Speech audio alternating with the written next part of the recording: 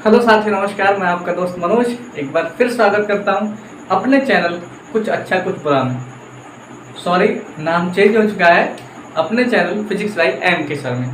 और जो पिछले वीडियो में मैंने पढ़ाया था क्या, गति के 3 समीकरण कौन सी विधि से, मैथमेटिकल तरीके से, गणितीय विधि से। और आज मैं बताने वाला हूँ आपको गति का समीकरण ग्राफीय विधि से। तो हमारे इस जो बोर्ड है, बोर्ड पे लिखा हुआ है क्या, गति के समीकरण ग्राफीय। सो एक चीज मैं आपको फिर से कन्फर्म करा दूँ, कहते हैं ना अनमोल रतन ये जन्म है, इसको गवाइएगा नहीं। और इस पूरे जीवन में, इस पूरे जीवन को तय कौन करता है? शुरू की सालें जो अभी चल रही हैं। हम लोग 10 साल से लेकर 20 साल तक की जो सालें होती है ना, ये तय करती हैं कि हमारी ज़िंदगी कहाँ जाने वाली है। तो आप समझदार हैं, आप तय करिए कि आपकी ज़िंदगी को कहाँ ले जाना है। अभी मटर गश्ती करना है तो कहाँ जाएगी, पढ़ेंगे तो कहाँ जाएगी, आप जानते हो, सब जानते हो, मैं जानता हूँ, आप जानते हो, पड़ोसी जानते हैं, घर वाले भी जानते हैं। अब क्या होने का है कि आप जानो मैं जानूँ, ओके। मतलब मैं नहीं जानूँ यार, आप जानो, आपकी लाइफ में मेरी लाइफ जानते, ओके। तो एक गति का समीकरण ग्राफीय विधि से, तो ग्राफ में पता होना चाहिए। ग्राफ हमेशा बनता है किसमें? 2 अक्षों के बीच में। हमारे पास भी 2 अक्ष हैं, एक एक्स अक्ष होती है और एक कौन सी अक्ष होती है? Y X axis and Y axis. और ये दोनों अक्ष जहाँ पर मिलती हैं उसको कहते हैं मूल बिंदु ओ, ओरिजन, ओके। इसीलिए इसको ओ माना जाता है। क्यों माना जाता है भाई? क्यों माना जाता है? ओरिजन। ओरिजन मतलब होता है केंद्र बिंदु। केंद्र कैसे होता है? यू यू एक्स अक्ष वाई अक्ष, ये दोनों जहाँ काटे हैं बीच का बिंदु, वो क्या कहलाता है भैया? हैं? अभी देखो, एक तरफ हम रखेंगे बेग, बेग वाई अक्ष को बेग के लिए रखा हुआ है। ये जो जेड अक्ष है ना, इसको समय के लिए रखा हुआ है। ये टी को रिप्रेजेंट करेगा, ये V, V for velocity. Velocity means बेग, ओके। अभी होने वाला क्या है, हम इसको जो ना, कोई भी एक पार्टिकल है, कोई कण है जो गति कर रहा है, यहाँ ध्यान रखना है किस पे लागू होगा? एक समान त्वरण, यूनिफॉर्म ऐसी रिलेशन के लिए लागू होगा। तो ये केवल एक समान त्वरण के लिए। एक समान त्वरण का ग्राफ किस तरह से होता है, मैं यहाँ पे इसकी जो इनिशियल वेलोसिटी उसको 0 नहीं मान रहा हूँ। प्रारंभिक वेग वो क्या होता है? यू। हमने मान लिया ये यहाँ तक, ये क्या है? प्रारंभिक वेग यू है, यहाँ से लेके और यहाँ तक, ओके। अभी वस्तु क्या कर रही है? चलना प्रारंभ कर रही है और उस एक समान त्वरण, उसकी जो गति है ना, एक समान त्वरण से बढ़ती जा रही है, बढ़ती जा रही है, उसका वेग बढ़ रहा है। तो ये टाइम है, जैसे जैसे टाइम बढ़ रहा है वैसे वैसे वेग भी बढ़ता जा रहा है। यार टेढ़ा मत हो ना, सीधा, नहीं तो तू एक समान कहाँ रहेगा। थोड़ा सा दिक्कत है क्या? मेरी आदत थोड़ी सी खराब थी पहले से, इसीलिए लड़कियाँ उस पर हंसती थी, डब्बू कहती थी। मैं सीरियस नहीं लेना, मजाक कर रहा हूँ, ओके। पावरफुल अंदा हूँ मैं भी। तो ये जो है,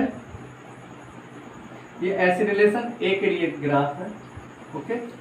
त्वरण, एक समान त्वरण से यहाँ से इसको गिरा दो ऐसे, टुक टुक टुक टुक टुक टुक टुक टुक टुक टुक टुक टुक, ये नीचे मिल गया। अब इनका नामकरण कर देते हैं हम लोग, नामकरण पद्धति जानते हैं, ओके। ये बी हो गया, ये ए हो गया। अब यहाँ से इसको ऐसे मिला दो ऐसे, ये हो गया सी। अभी इसको मान लिया मैंने ई, और ये सबके नाम हो गए ना, A B C D E. अब ये फाइनल वेलोसिटी क्या है?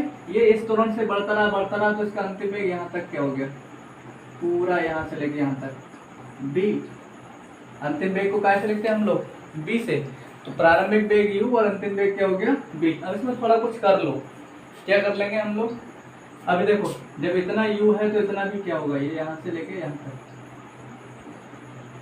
देखने में आयत लग रहा है, और आयत की क्वालिटी होती है, आयत की जो आमने सामने की भुजा होती है वो कैसी होती है? बराबर बराबर।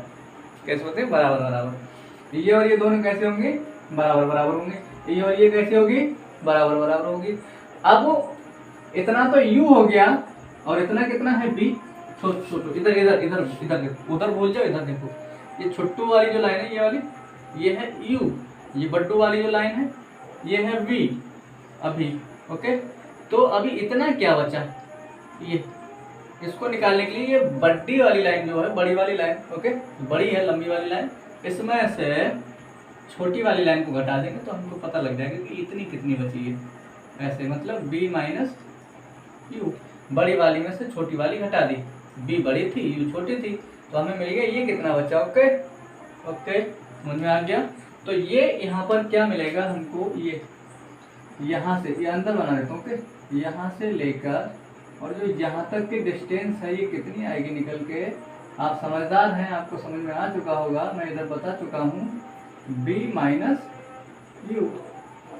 ऐसे नहीं, ऐसे लिखते हैं, इधर से आ जाओ ऐसे करके, और यहाँ लिख दो b माइनस का u, यू लिखा हुआ है यू है। हंसले गाले ये दिन न मिलेंगे कल। हाँ भाई, ध्यान नहीं देना, b माइनस यू। अब है क्या, ये मिल गया हमको फोटो चित्र। अभी ये है 8, अभी इसमें और भी पंगा है। क्या पंगा है यार, ये कुछ और भी तो होगा। कैसे, हम एक चीज पढ़ चुके हैं, क्या पढ़ चुके हैं, पता नहीं क्या पढ़ चुके हैं। अब यहाँ हमें कुछ चीजें लिखनी पड़ेंगी, वो हम लिख देंगे चित्र को देखकर।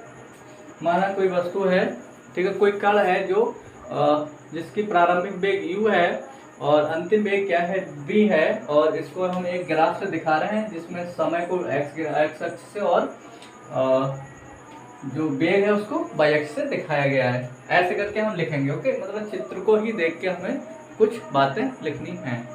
फाइनल। ओके, कैच करके लिखोगे, कोई एक कण है या कोई वस्तु है जो गति कर रही है एक समान त्वरण से, और उसकी गति को एक ग्राफ से दिखाया गया है जिसमें x अक्ष समय को प्रदर्शित करता है और y अक्ष वेग को प्रदर्शित करता है, ऐसे करके। ठीक है,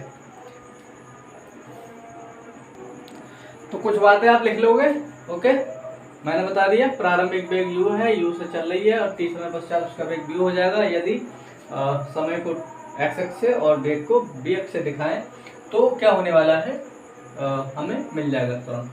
अब त्वरण किस चीज से मिलेगा इसमें भाई,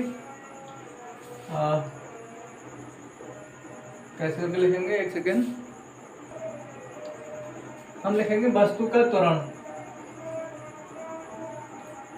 और वस्तु का त्वरण हमें कैसे मिलेगा, देखो भाई, वस्तु का त्वरण कैसे लिखा हुआ है, ये ए बी सी डी।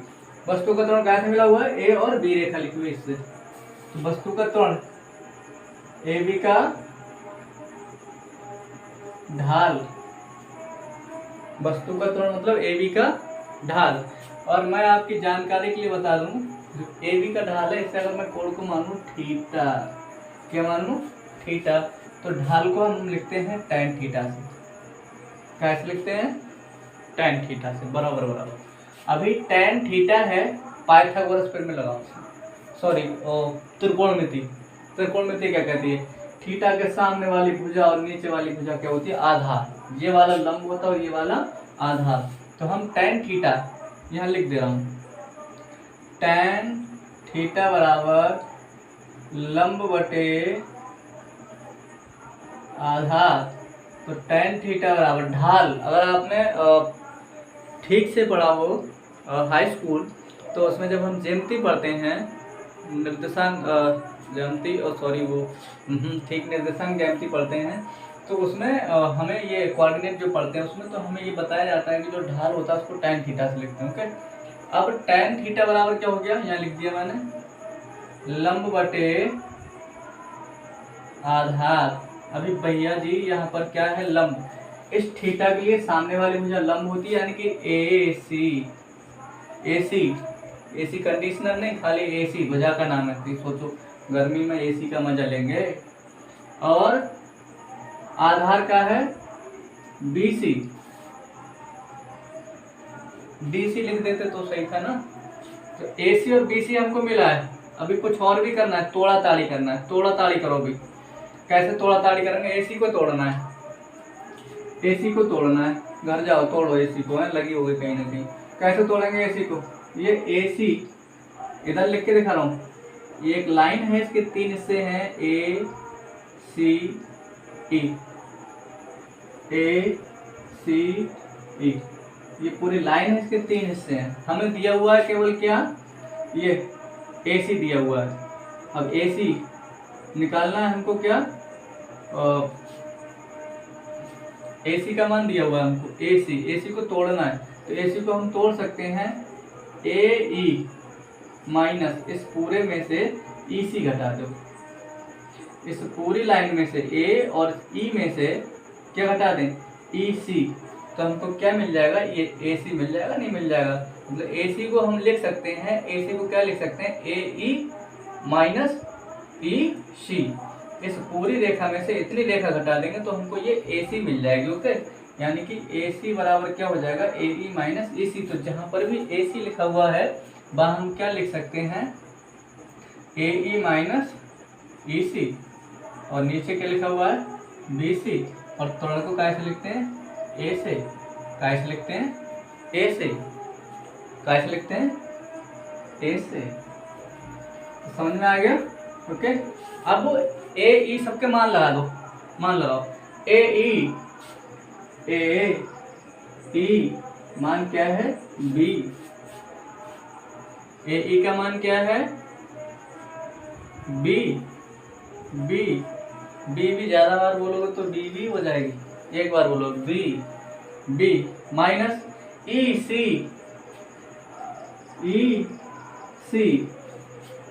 कब होती है, जब दर्द होता है। तो EC क्या है, ECU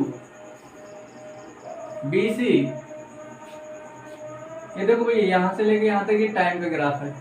ओके, तो ये क्या है, एक क्या दिख रहा है, आयत है। और आयत के आमने सामने की भुजाएं कैसे होती है, बराबर बराबर होती है। तो जब ये वाला T है तो ये वाला भी क्या होगा, T होगा। तो B और C, ये दिख रहा है ना, B और C क्या हो जाएगा, ये है T। इधर क्या है, A। अरे वाह, दिखता हुआ दिख रहा है, काम बन गया ना। तिरछी गुणा कर डालो। अब ये हो गया आपातकालीन खिड़की, T की गुणा कर लो A में, बहुत देरी मत करो, बन गया काम। तो ये हो जाएगा AT। अब क्या बचा, B माइनस U। मैं तो सोच ही नहीं रहा था इतने सरलता से कैसे हो जाएगा ये U को ले आओ इधर। तो AT, ये माइनस का इधर आके काय का हो जाएगा, ये माइनस का है, ये बराबर के साथ इधर का जाएगा, काय का हो जाएगा भैया, प्लस का। और ये हो जाएगा B, सीधा कर लो, इसको इधर लिख लो और इस पूरे पोर्शन को इधर कर लो। तो ये हो जाएगा B बराबर AT। और ये U को पहले लिखो यार, दिमाग खाया का। तो ये गति का दिख रहा है, थोड़ा थोड़ा पहला समीकरण आ गया, राइट। कोई बात नहीं, हमने गति का पहला समीकरण निकाल लिया है। कैसे निकाल लिया मैंने आपको समझा दिया, अब नहीं समझाऊंगा, बता दूं, चलो बता देता हूँ। हमें इसमें बस इतना ध्यान रखना है कि त्वरण को कैसे लिखते हैं, A से। और यहाँ कैसे दिखाया गया है, B और A और B के ढाल से दिखाया गया है। तो A और B के अगर ढाल से दिखाया गया है तो हम ढाल को लिखते हैं tan थीटा से। और tan थीटा की हमें त्रिकोणमिति याद होनी चाहिए। tan थीटा बराबर होता है लंब बटे आधार, और इसके लंब ये हो गया और आधार ये हो गया, फटाफट लगा दिए, AC बटे BC, that is AC and ये है BC। और AC को तोड़ दिया कैसे, ये पूरी AE में से EC घटा दिया, AE माइनस EC इसकी जगह पे, जो AC है AC की जगह पे क्या रख दिया, AE माइनस EC। और बताया था कैसे रख दिया मैंने। ओके, नीचे क्या है BC, AE का मान लगा दो, AE बोले तो B, फटाफट लगा दिया, माइनस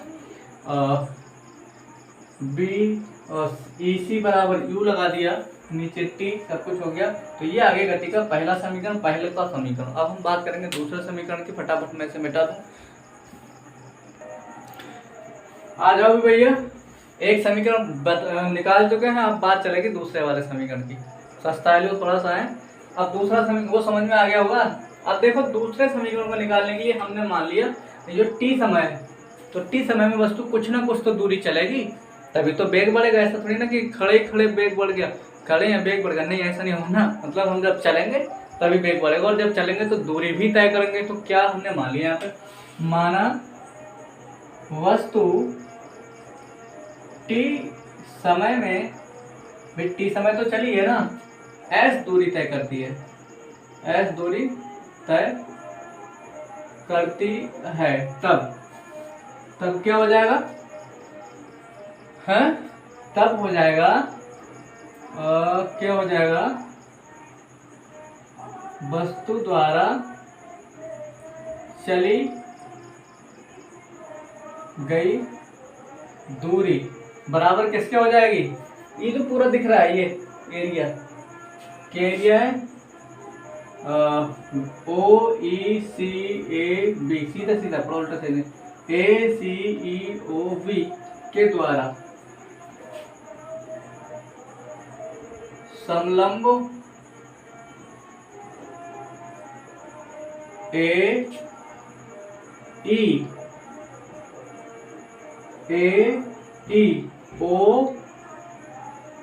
बी के द्वारा घिरा क्षेत्रफल। बहुत प्यार से समझना, वस्तु जो टी समय में दूरी तय करेगी एस बुक किसके बराबर होगी भाई, ये तो जितना क्षेत्रफल है ये यहाँ से लेके यहाँ तक का ये पूरा का पूरा क्षेत्रफल, इस पूरे क्षेत्रफल के बराबर, ये जो आकृति है ना इसमें जितना भी आकृति के द्वारा क्षेत्रफल घिरा है उस घिरे क्षेत्रफल के मतलब चतुर्भुज जो है समलंब ए ई ओ बी के द्वारा घिरा क्षेत्रफल, जो क्षेत्रफल के बराबर ही, क्षेत्रफल के बराबर ही तो दूरी तय करेगी। अब ये क्षेत्रफल हमें कैसे मिलेगा, थोड़ा सा इधर को लिख ले रहा हूँ, वो चीज दोबारा नहीं लिखूंगा मैं। ओके, मतलब चलेगी दूरी को एस मान लिया हमने, तो यहाँ एस माना तो एस लिख लियो ना, गंदी आदत है थोड़ी सी, सॉरी मजाक कर रहा था। अब यहाँ पे आप देखेंगे क्या, दो चीजें नजर आ रही है इसके क्षेत्रफल में, इसके क्या, एक तो आयत और दूसरा ये त्रिभुज, समकोण त्रिभुज। तो यहाँ पे मैं लिख दूंगा दोनों चीजों का, आयत का क्षेत्रफल और प्लस समकोण त्रिभुज का क्षेत्रफल। समझना, ये पूरे क्षेत्रफल के बराबर वस्तु दूरी तय करेगी, लेकिन इस पूरे क्षेत्रफल में दो आकृतियां हैं, एक तो हमें आयत दिख रहा है और दूसरा क्या, त्रिभुज। तो इन दोनों के क्षेत्रफल अलग अलग निकाल के जोड़ लेते हैं, मामला हल हो जाएगा। अब आयत का क्षेत्रफल तो बड़ा सिंपल होता है, हम लोगों ने पढ़ा हुआ है, क्या, लंबाई गुणा चौड़ाई। ओके, लंबाई गुणा चौड़ाई प्लस इसका होता है 1/2 आधार गुणा ऊंचाई, आधार गुणा ऊंचाई। सही लिखा हूं ना मैं,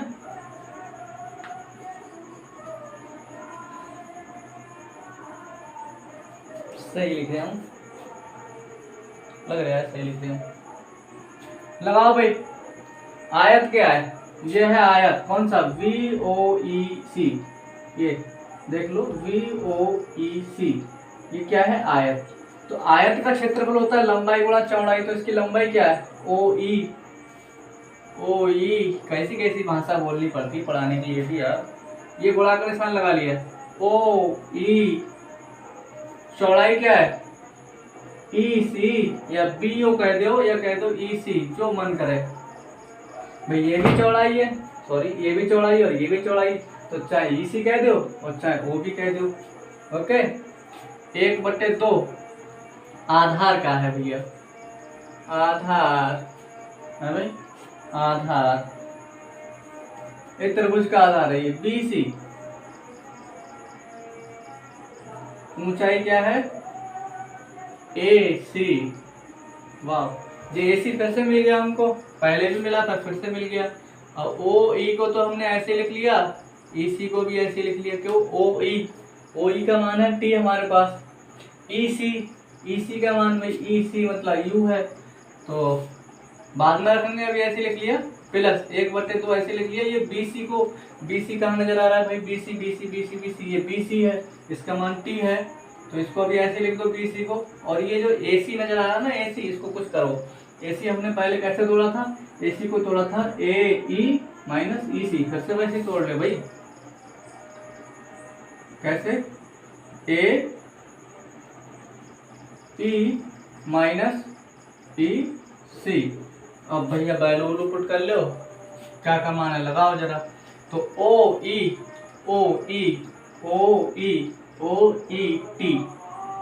क्या है, T, EC क्या है, U, प्लस 1/2 VC क्या है, T, गुणा AE वाह ए ई, ये कहाँ है भाई, ए ई यानी कि बी, माइनस ई सी, ई और सी यानी कि यू।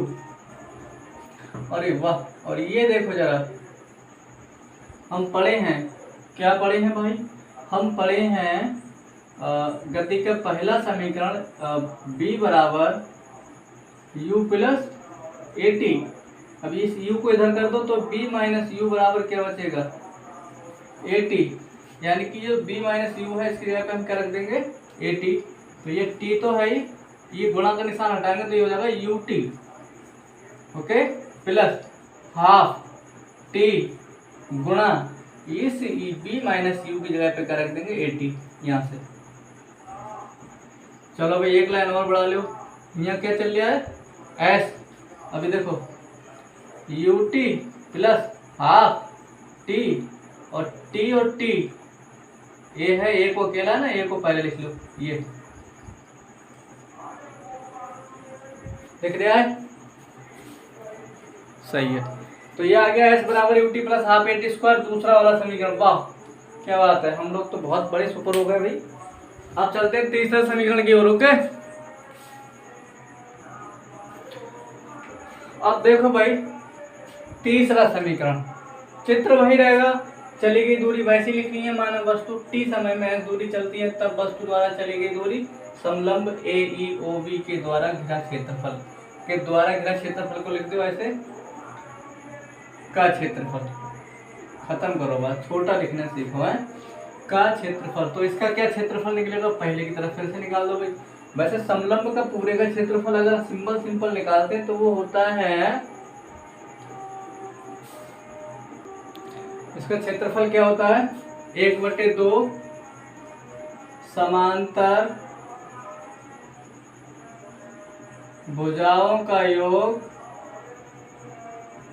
गुणा लंबवत दूरी, लंबवत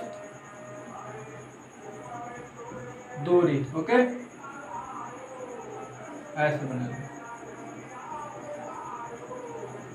क्या होता है, 1/2 समांतर भुजाओं का योग, और ये लंबवत दूरी। तो समांतर भुजाएं कौन कौन सी हैं, देखो जरा इसमें नजर मार के, समांतर भुजाएं कौन कौन सी हैं।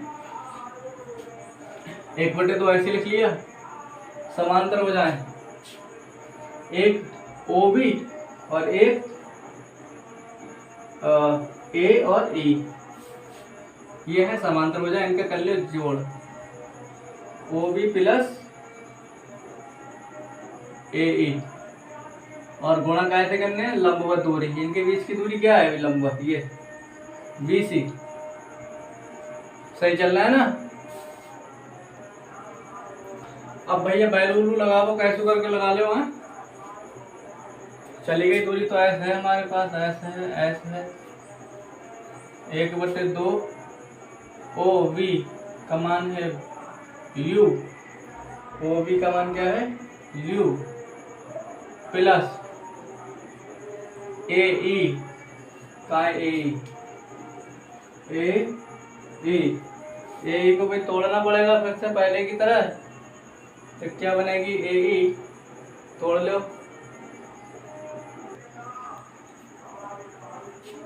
ए ई बी, और गुणा में बी सी, ठीक, ओके। एस बराबर आ गया 1/2 U plus V into T. अब हम क्या करेंगे, कुछ हमें पता है, इधर कर देता हूँ, तो इधर क्या पता है, प्रथम समीकरण क्या बोलती है, b बराबर u plus A T, you को इधर ले आओ, b माइनस यू बराबर ए टी, इसको इधर ले आओ, इस वाले u को उठा के इस तरफ ले आए तो ये माइनस का हो जाएगा। अब इसमें a जो है ये गुणा में है ना, इसको इधर इसके नीचे लेके आओ तो b माइनस यू, ये इधर गुणा में, इधर आकर जाएगा भाग में, यहाँ क्या बचेगा केवल t।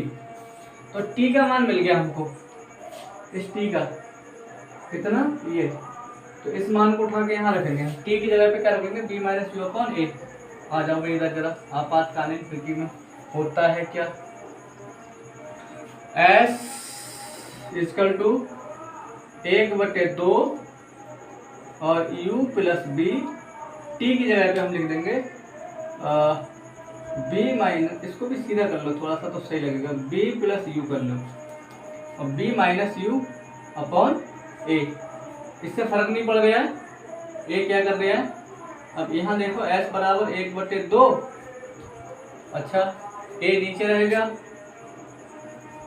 ए को 2 के साथ में ले लिया, तो ये बना हमारा b प्लस यू और b माइनस यू। अरे ये तो कुछ मिल गया, क्या मिल गया, एक ब्रैकेट में जोड़े हैं और एक में घटे हैं, तो ये हो जाएगा एक बार b का स्क्वायर माइनस एक बार u का स्क्वायर, दोनों तरफ वर्ग हो बीच में माइनस हो तो एक ब्रैकेट में जोड़ लेते हैं, एक में घटा लेते हैं, ए स्क्वायर माइनस बी स्क्वायर का सूत्र मिल गया। वाह, इस 2a को इधर ले आओ, इसकी गुणा में इस इधर को, व्हाट ए क्वेश्चन। तो ये आ जाएगा 2as equal to V square minus का यू स्क्वायर। अभी इस u को इधर लाएंगे तो ये प्लस का हो जाएगा, तो 2as तो ऑलरेडी है, ये प्लस का यू स्क्वायर हो गया, इधर क्या बचा बी स्क्वायर। अब इसको सीधा सीधा और कर लो, वो इधर कर देता हूँ, ओके। क्या बचेगा, तो यहाँ पर बी स्क्वायर, मतलब इस बी स्क्वायर को पहले लिख लिया, इधर क्या बचेगा ये यू स्क्वायर को भी पहले लिख लो, बी स्क्वायर प्लस 2as, ये आ गया गति का तीसरा समीकरण। तो इस तरह से हमें गति के तीनों समीकरण मिल चुके हैं, फर्स्ट सेकंड थर्ड, वो भी ग्राफी विधि से। कैसे, ग्राफी विधि से, ओके। अब हम नेक्स्ट पढ़ेंगे कलन विधि से गति के समीकरण। बने रहिए वीडियो के साथ, आगे और पीछे वाली वीडियो देखोगे तो गणितीय विधि मिलेगी, और आगे वाली वीडियो देखोगे तो कलन वाली विधि मिलेगी, आज वाली देखोगे तो ग्राफी मिलेगी, ओके। आज के लिए इतना ही दोस्तों, जय हिंद, जोर से बोल दो, नमस्कार।